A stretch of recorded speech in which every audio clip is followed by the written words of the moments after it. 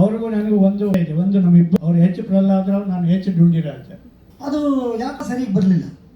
ನನ್ನ ಹೆಸರು ನೋಡಿದ್ರೆ ಪ್ರಹ್ಲಾದ, ಅದು ಹದಾನೂ ಸರಿ ಇಲ್ಲ.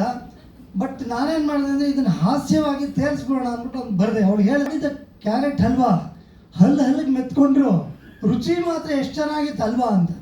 ಅಲ್ಲ ಈ ಕಾಲ ಅಂತ, ಈ ಎಲ್ಲಾನು ಈ ಅಲ್ವಾ, ಏನದು ಈ ಖಾತ ಈ ಕಾಲ ಅಂತ. ಮಂದಿ ಗಟ್ಟಿಗರು, ಅಂದಿ ಬಲು ಗಟ್ಟಿಗರು ಜನ, ಹಗಲು ಎರಡು ನೆಟ್ಟಿಗರು. ಯಾವ ನೋಡಿದ್ರೆ ಹಗಲು ಎರಡು ನೆಟ್ಟಿಗರು. ಅಂದಿನ ಮಂದಿಗೆ ನೆಟ್ಟಗೆ ಬಾಳುವುದೇ ಧ್ಯೇಯ.